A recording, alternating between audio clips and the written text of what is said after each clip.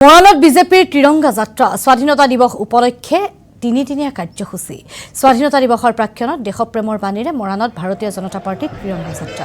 মৰাণ মণ্ডল সমিতিৰ উদ্যোগত আজি উলিওৱা হয় এই ত্ৰিৰংগা যাত্ৰা তিনিদিনীয়া কাৰ্যসূচীৰে স্বাধীনতা দিৱস উদযাপনৰ প্ৰস্তুতি বিজেপি মৰাণ মণ্ডলৰ শুকুৰবাৰে ঘৰে ঘৰে ত্ৰিৰংগা বিতৰণৰ কাৰ্যসূচী ৰূপায়ণ কৰিব 15 আগষ্টৰ দিনা ঘৰে ঘৰে ত্ৰিৰংগা উত্তোলনৰ বাবে ৰাইজক আহ্বান জনোৱা হ'ব এই কাৰ্যসূচীয়ে মৰাণত স্বাধীনতা দিৱসৰ পৰিৱেশ অধিক উজ্জীৱিত কৰি তুলিছে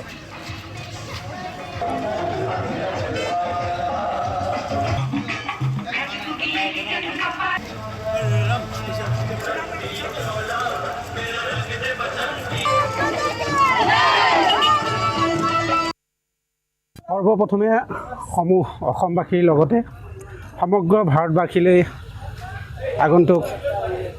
আমাৰ 15 আগষ্ট স্বাধীনতা দিৱসৰ শুভেচ্ছা জনাইছোঁ অভিনন্দন জনাইছোঁ আমি সকলোৱে জানো 1947 চনৰ 15 আগষ্ট দিনটোতেই আমাৰ ভাৰতবৰ্ষ স্বাধীন হৈছিল আৰু এই স্বাধীনতা আমি এনেই পোৱা নাছিলোঁ এই স্বাধীনতা পাবৰ কাৰণে আমাৰ দেশৰ বহু আমাৰ বীৰ বীৰাংগনাই নিজৰ দেহ ত্যাগ কৰিব লগা হৈছিল বহু লোক পংগু হ'ব লগা হৈছিল বহু লোক জেললৈ যাব লগা হৈছিল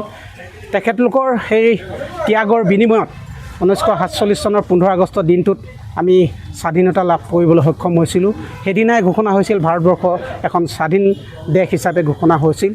আৰু তেখেতলোকৰ উদ্দেশ্য আছিল যিসকল আমাৰ বীৰ বীৰাংগনাই নিজৰ দেহ ত্যাগ কৰিছিল তেখেতলোকৰ উদ্দেশ্য আছিল যাতে ভাৰতবৰ্ষৰ জনসাধাৰণে এখন স্বাধীন দেশত জীৱন নিৰ্বাহ কৰিব পাৰে আমাৰ ভাতৃত্ববোধ আৰু